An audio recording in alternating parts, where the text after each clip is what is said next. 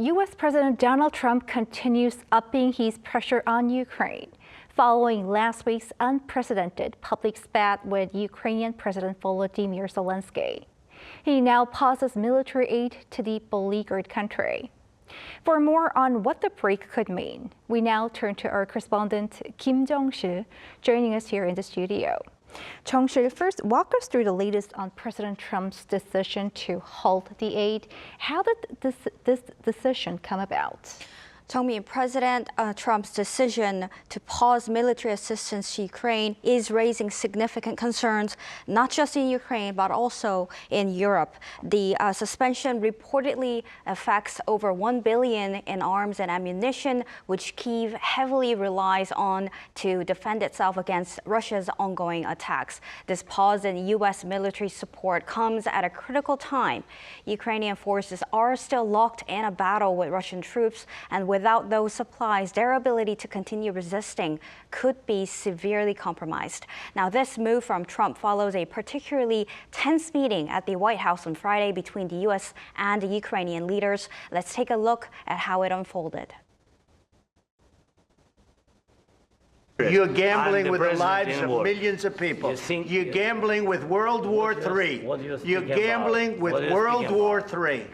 And what you're doing is very disrespectful to the country, this country, that's back to you, far more than a lot of people said they should have. Have you said thank you once this entire meeting? No, in this entire meeting, have you said thank you? Offer some words of appreciation for the United States of America and the president who's trying to save your country.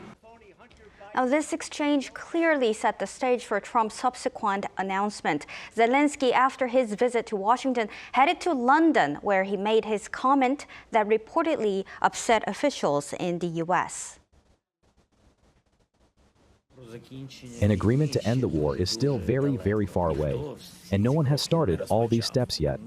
But he said he thinks the war's going to go on for a long time.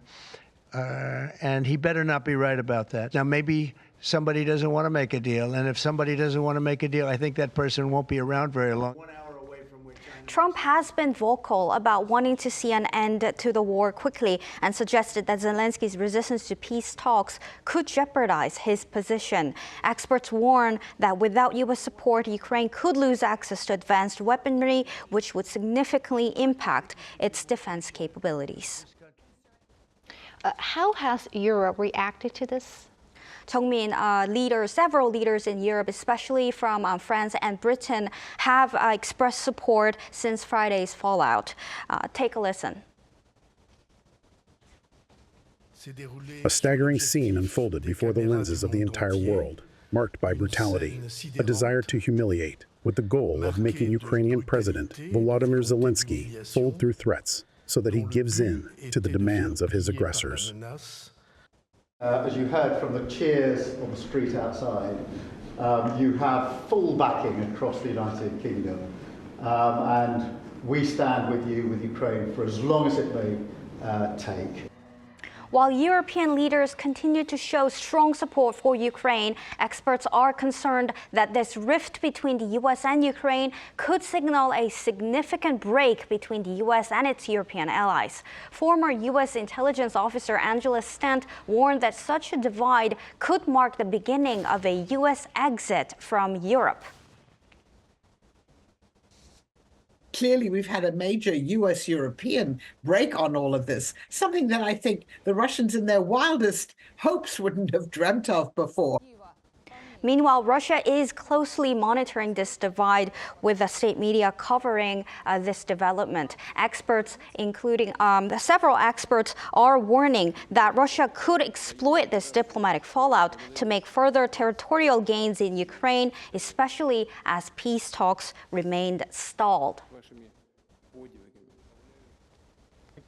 Russia will likely seek to solidify control over territories like Donbas, Kherson, and Zaporizhia, aiming to firmly establish them as part of its own.